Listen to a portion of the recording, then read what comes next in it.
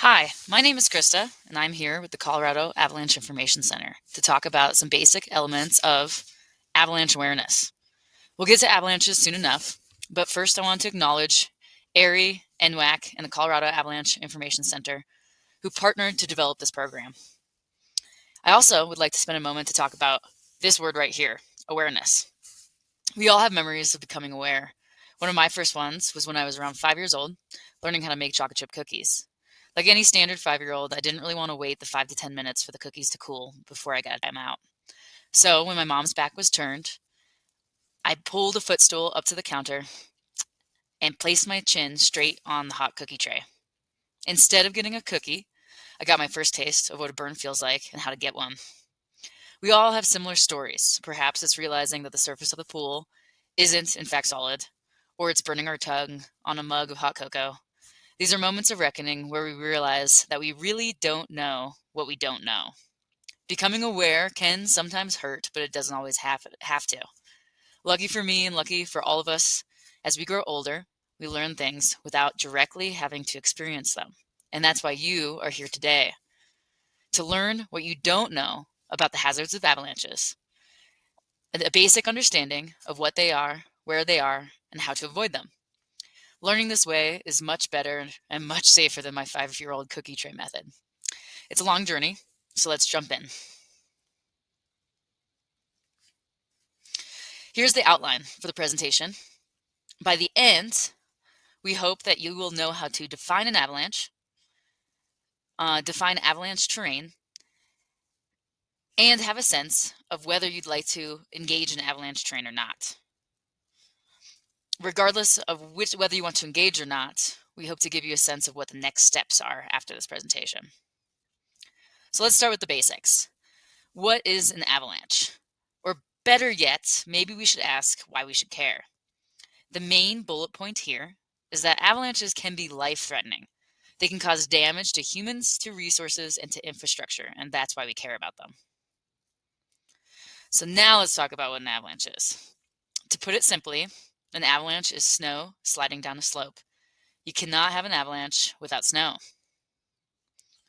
They can happen in residential areas as well as in mountainous areas. There are two main categories of avalanches. One is a loose snow avalanche and the other is a slab avalanche. Slab avalanches occur when a strong layer of snow develops over a weaker layer of snow. They release as a cohesive layer. They have a crown line, like this person standing next to that crown line. They can often break wide, and that debris can bury pretty deeply at the bottom of a slope. And they slide on a bed surface, as pictured in this photo. Loose snow avalanches are caused by weak snow without cohesion on the surface. Often, they have the appearance of a triangle or an arrow that start from a point. They can be dry and occur in new, cold snow, like in this photo.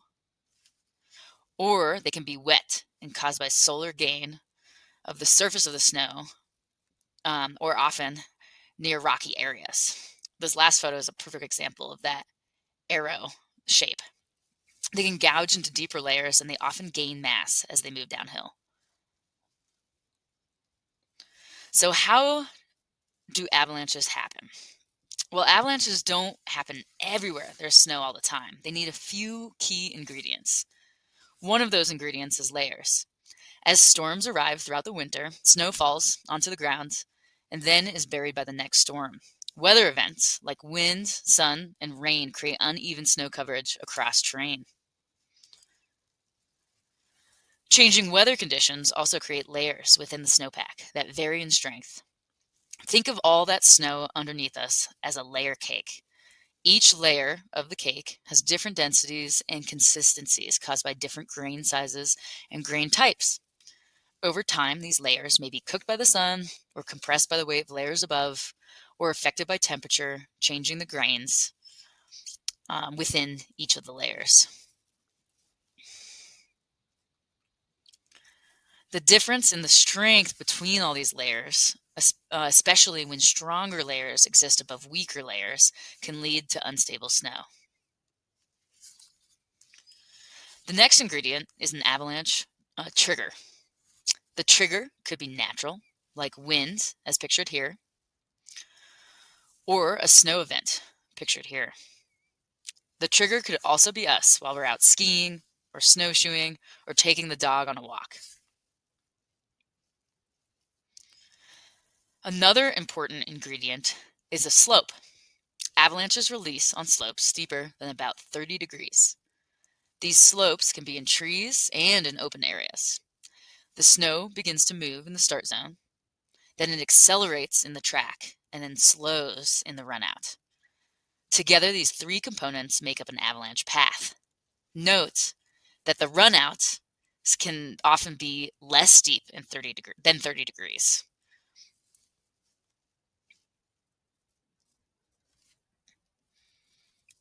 So avalanche paths can be small and wide, or they can be big and long. We're going to go through a series of photos, and you guys can look at and try to identify as many avalanche paths as you can see. There are some obvious ones, but there's also some less obvious ones. Let's try this one. This one's easy, so I'm not giving you much time. That orange area is the avalanche path. Now let's try this photo. Can you identify the avalanche paths here? Try and take a moment to identify maybe some of the smaller ones.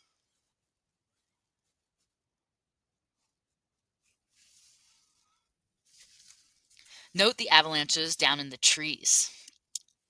This is a good reminder that avalanches can happen in those big, steep, open areas, and they can also happen in the trees and below tree line. Let's take a look at this photo and try to look at the smaller, harder to identify avalanche paths here.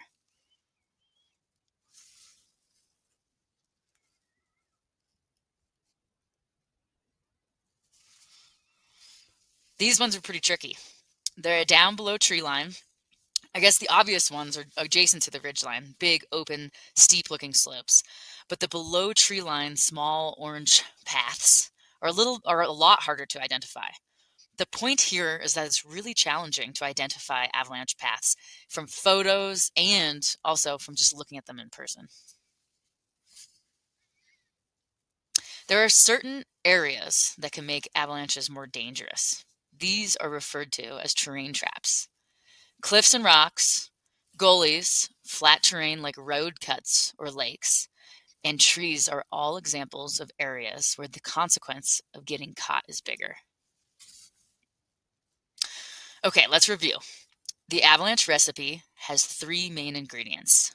One is avalanche terrain, which we just talked about. Two is unstable snow caused by layers within the snowpack. And three is a trigger. If the trigger is us, that is the piece that we can control. So now we've got the basics. What's next? How do you know when the risk of avalanches or what the risk of avalanches are where you'd like to travel, say, tomorrow? We cannot control the snowpack, but we can use an avalanche forecast to learn about current conditions, and we can look out for obvious clues. The following video provides some basic information on reading a forecast. Snow avalanche danger changes season to season, month to month, and day to day. In other words, each day is different. Avalanche forecasters track snowpack and weather conditions and provide daily avalanche forecasts for many mountainous areas in the United States. Avalanche activity is controlled by the interaction of three complex factors: the terrain, the weather, and the snowpack. Whether you are new to the backcountry or a seasoned professional, the avalanche forecast aims to make this complex subject as easy to understand as possible.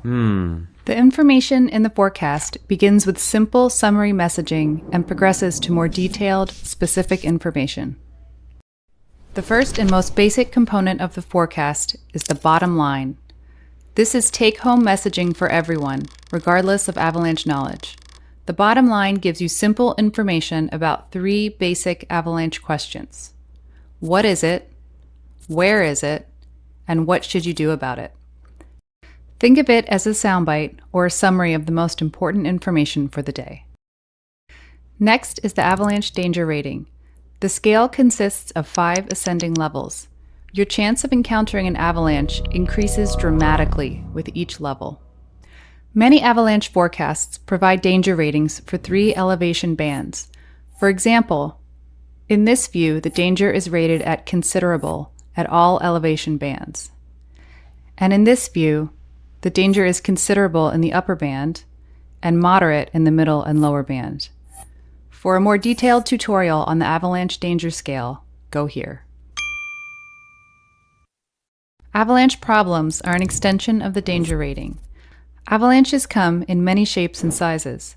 Avalanche problems allow you to better visualize and understand the avalanches you may encounter. This section illustrates the type of avalanche, where that avalanche exists in the terrain, how likely you are to trigger it, and how big it will be. This set of graphics is often accompanied by written descriptions and media that help illustrate or explain it. For a more detailed tutorial on avalanche problems, go here. The forecast discussion is an important catch-all where forecasters may provide more specific information on the snowpack, avalanche cycles, complex conditions, or other interesting topics that dive deeper into the what is it, where is it, and what should you do about it questions. Lastly, a mountain weather section is included because it plays such a critical role in both avalanche formation and trip planning. This section provides a basic overview of both the recent weather and the weather you may encounter. Each day is different. The avalanche forecast is an important starting point in your winter planning process. You are in charge. You make the choice. Visit avalanche.org to find the avalanche forecast for your area. Well, the local avalanche forecast is provided by the CAIC. The website is made to be user-friendly, so scan the QR code and go to the website and start clicking around. The forecast changes every day, so get into the practice of checking every day that you plan on going out, and maybe even on days you don't plan on going out.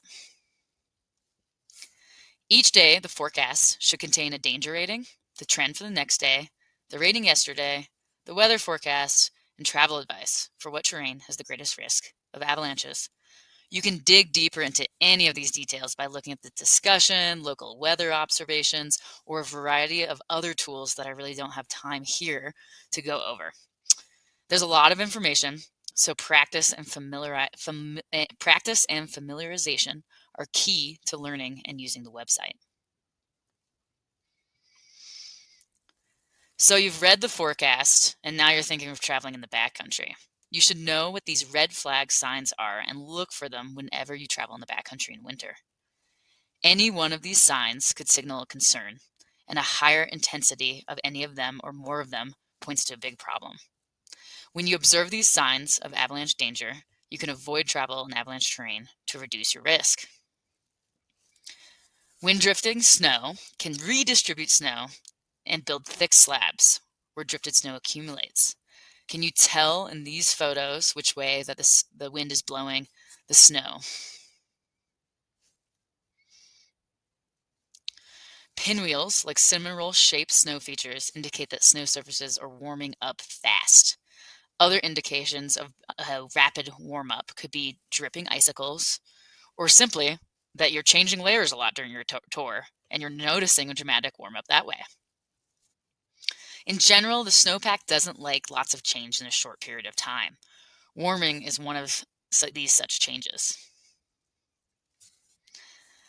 When snow accumulates quickly, it can create an unstable snowpack where the upper layers want to slide on lower layers.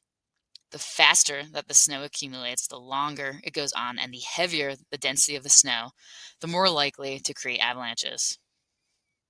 When rain falls on dry snowpack, the snowpack can become unstable quickly as well. Rain adds a load to the top of buried weak layers, and it can weaken layers inside the snowpack at the same time. Seeing shooting cracks or feeling or hearing a distant collapse or a whoomph sound underneath you is a screaming sign that the snowpack is unstable. And then, of course, recent avalanches. If you see recent avalanches, this means that other avalanches could occur in terrain that you're traveling in. In good light, you may be able to easily identify an avalanche, like in that picture on the left. But in poor light, like the picture in the top right corner, it may be more challenging to identify recent avalanches. And then also identifying avalanches that might be far away. You have to look closely and keep observing throughout the day in order to make sure that you identify avalanches in your travel in your area. There is no silver bullet in the world of avalanches. The only way to eliminate the risk of avalanches is to stay out of avalanche terrain. Avalanche courses will teach you a basic process for avoiding avalanches through skills like terrain management, group management, trip planning, observations in the field, communication, and decision making. We won't dig into these details now, but let's take a quick look at what some avalanche terrain looks like on a map. Slope angle shading has grown in popularity as a way to highlight steeper terrain on a map. Here are 3 examples. The first, on the top left, shows a flatter landscape where the steep slopes are confined to the sides of canyons. Here, any avalanche terrain will be shorter slopes, but may contain terrain traps. The center image shows a mountainous terrain, common in Colorado. You can see the steep ridgelines and areas of continuously steep terrain, where an avalanche could run a long ways. The third image overlays some human features, like roads and campgrounds. Maps can really help you anticipate where you might encounter avalanche terrain on your travels, but recognize that map scales vary widely, so your ability to pick up on features depends on the quality of the map that you use and your skill in reading those maps. Now what? You've hopefully gained some awareness about avalanches, but how can you learn more? It depends on what you want to do next. If your goal is to enjoy the winter backcountry, but you're hoping to avoid avalanche terrain, these are the skills that you should start working on next. Practice, practice, practice in identifying avalanche terrain, both while trip planning as well as in the backcountry itself. Map reading skills can help with the planning part, as well as orienting yourself while you're in the backcountry. First aid skills are critical in any and all backcountry experiences, and winter travel skills and safety are also critical when you plan on engaging with winter travel. Say you want to engage with avalanche terrain. You'll want to work on those same skills, and in addition, you'll want to work on many more. Group management and communication, like mentioned previously, are skills that you start to learn in basic avalanche courses. Avalanche rescue is another course that you can take to start to learn rescue skills in case the worst happens out there. And then understanding an avalanche forecast is an ongoing process that you can learn through courses and through practicing on your own.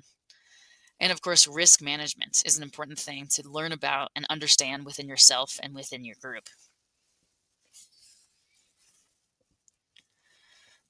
What equipment or basic equipment do you need to carry? The basic rescue equipment is a probe, a transceiver, and a shovel. These 3 items come together as a collection. Any one piece of equipment does not work without the other 2.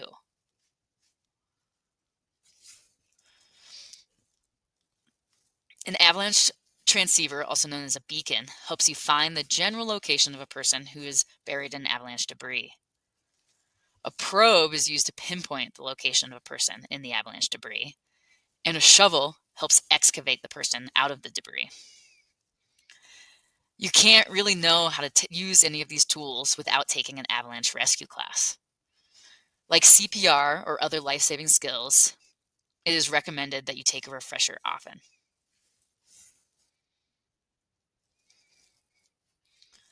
Traveling in and around avalanche terrain is a commitment to lifelong learning.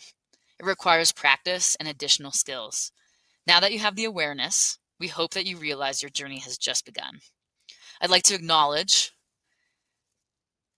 AIARE, NWAC, and the CAIC, listed here at the bottom, who partnered in developing this video.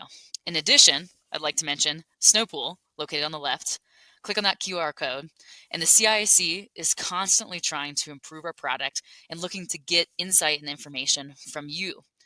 So think about joining the Snowpool. I'm engaging with the emailed polls that are sent to you so that we can make our product better for all user groups. Thank you all for listening, and I wish you safe and fun times in the backcountry.